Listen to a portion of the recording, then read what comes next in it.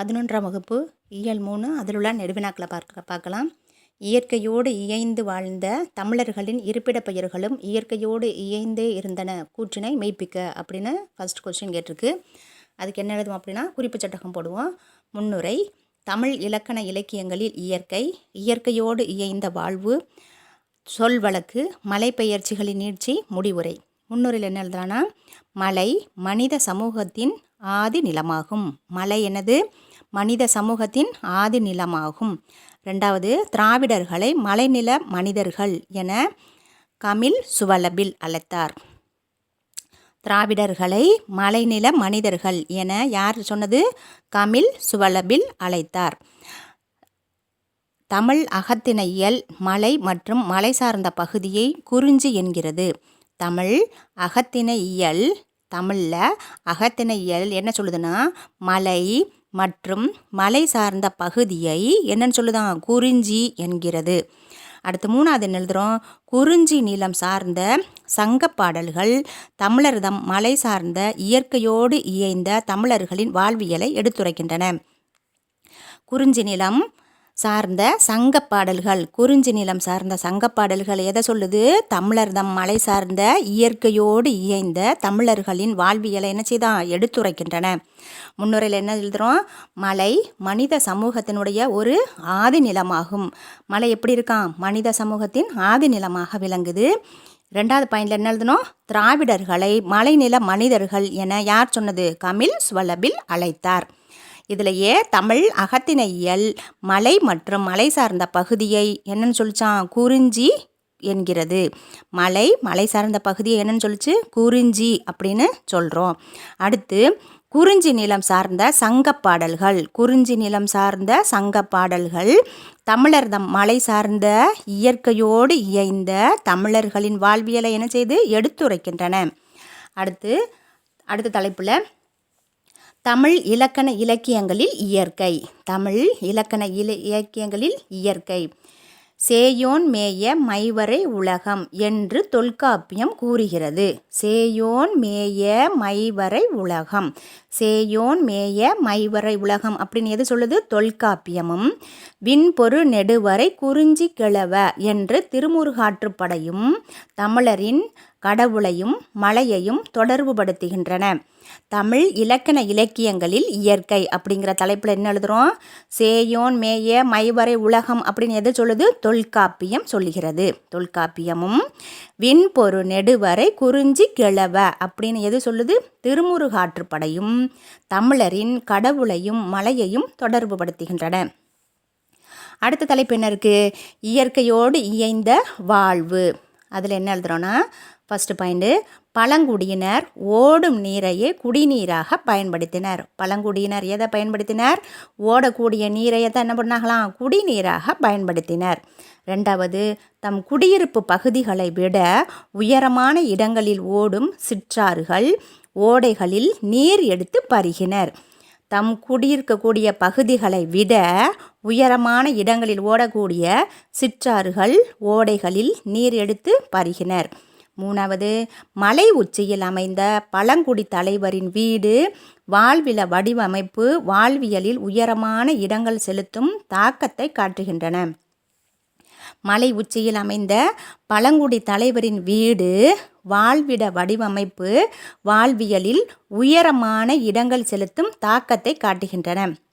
அடுத்து, நீலகிரியில் உள்ள தோடர் இனத்தவர் பால் எருமை கொட்டில்களை புனிதமான இடமாக கருதுகின்றனர்.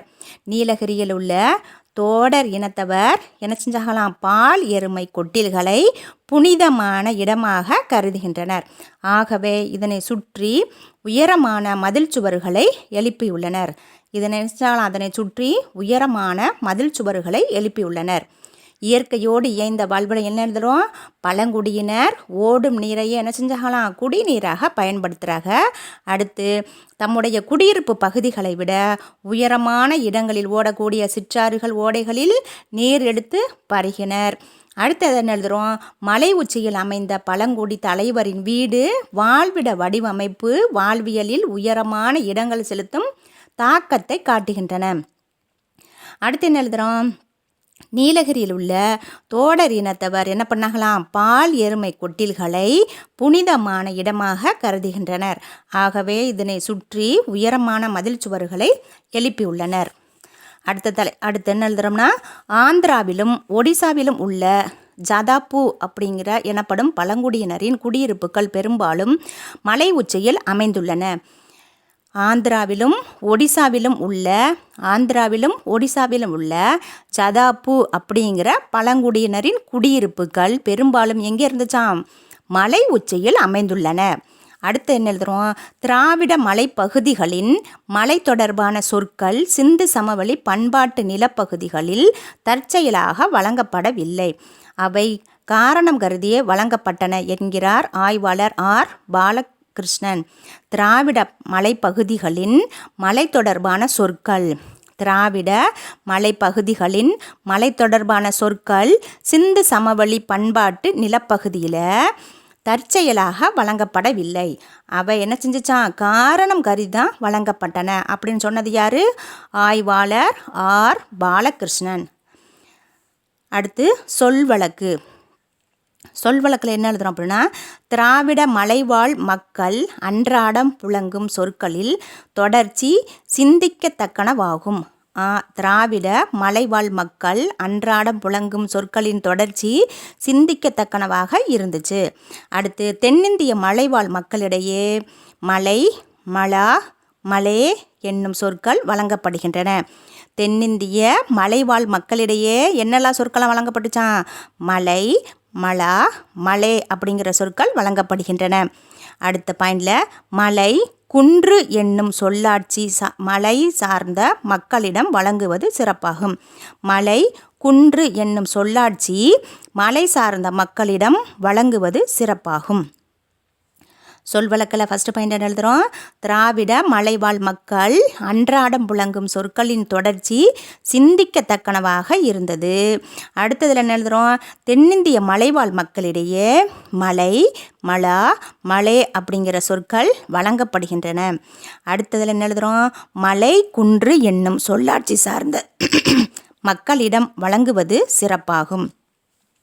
அடுத்து மலைப்பெயர்களின் நீட்சி என்ன எழுதுறோம்னா, வடமேற்கு நாடுகளில் கண்டறியப்பட்டுள்ள சான்றுகள் பாகிஸ்தான், ஆப்கானிஸ்தான் நெடுமலைகளோடு பொருந்தி போகும் திராவிடர்களின் மலை பெருமிதத்தின் நீட்சியாக உள்ளன.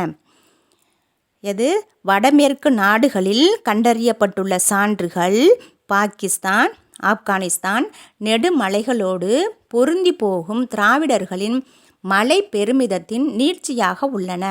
அப்பகுதிகளில் திராவிடர் வாழ்ந்த சான்றுகளை அவை உறுதி செய்கின்றன. வடமேற்கு நாடுகளில் கண்டறியப்பட்ட சான்றுகள் பாகிஸ்தான், ஆப்கானிஸ்தான் நெடுமலைகளோடு பொருந்தி போகும் திராவிடர்களின் மலை பெருமிதத்தின் நீட்சியாக உள்ளன. அது என்ன செஞ்சான், அப்பகுதிகளில் திராவிடர் வாழ்ந்த சான்றுகளை அவை உறுதி செய்கின்றன. அடுத்த பாயிண்ட், இவற்றால் இயற்கையோடு இயைந்த வாழ்வு நடத்திய தமிழர்களின் வாழ்வியல் இருப்பிடங்களின் பெயர்களும் இயற்கையோடு இயைந்தே இருந்தமை புலப்படுகிறது. இவற்றால் இயற்கையோடு இயைந்து வாழ்வு நடத்திய தமிழர்களின் வாழ்வியல் இருப்பிடங்களின் பெயர்களும் இயற்கையோடு இயைந்த இருந்தமை அப்படிங்கிறது புலப்படுகிறது. அடுத்த முடையுரையில் என்ன எழுதுகிறோம், இயற்கையோடு இயைந்து வாழ்ந்த தமிழர்களின் இருப்பிட பெயர்களும் இயற்கையோடு இயைந்தே இருந்தன என்பதற்கு மேற்பட்டவை என்ன செய்து சான்றாக அமைகின்றன அப்படின்னு நினச்சிக்கிறோம், முடிச்சிடும்.